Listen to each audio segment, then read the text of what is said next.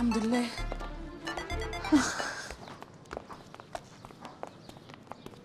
هما دول. هما مين دول حضرتك؟ انت هتلبسيني في محاولة اغتيالك ولا ايه؟ هما دول الجردات بتوعي. ايه؟ هما دول ازاي؟ ما ينفعوش خالص يا ساندي، دول قله قوي بصراحه. قلة ايه يا بنتي؟ مش بالجسم. انت ما شفتيش البهايم اللي بره جريوا ازاي؟ انما ده واقف زي الاسد وهو بيحميني. انا؟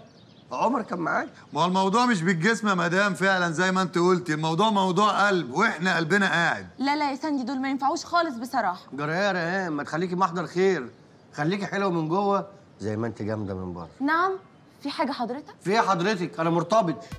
يا راجل بسرعة كده، في ايه؟ اهدى شوية يا شقي، عينك فضاء. شهيد انا معايا انس. وماله؟ اهو يأنسنا في القعدة. بقول لك ايه، انا حاسة كده ان مفيش غيره هو اللي عمل العملة السودا دي. لا لا، ممكن يكون حد تاني. هو مين حضرتك بتتكلمي عن مين؟ عاصم خطيبي، قصدي اللي كان خطيبي. لا اله الا الله. طب ما ترجعوا له شبكته او اعملوا عقد اتفاق ما بينكم ووثقوه في محكمه الاسره. في اطفال منه؟ لا. يبقى انت خيبانه كده، هيجري ويفلق مش هتعرفي تلحقيه. يا اما بقى ايه، نتفق وعلى بياض كده، عشان قرفان من القصه دي، عشان اعرفها كلها. ايه اللي انت بتقوله ده؟ ده كان بيموت فيا جدا وبيحبني خالص. الله.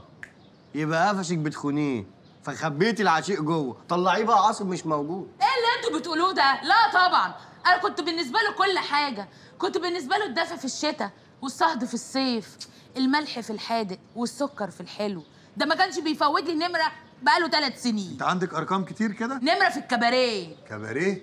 انت شغاله في كباريه؟ شغاله ايه، ترابيزه ولا ايه؟ ترابيزه ايه يا عمر؟ كنت شغاله دانسر. ده حضرتك قصدك ميتسوبيشي دانسر. ديبو، في ايه كده؟ هزعل منك، ده انا كنت اهم رقاصه في الوطن العربي. استغفر الله العظيم. ايه ده؟ انت فاكرني كنت كده؟ انا بس اكتئبت شويه والغده ضربت. وما جبتيش لحد يسلك الغده؟ ما لحقناهاش، طفحت زي ما انت شايف، وحياتك عندي كل ده غده واحده بس. يلا، انتوا مش مصدقين صح؟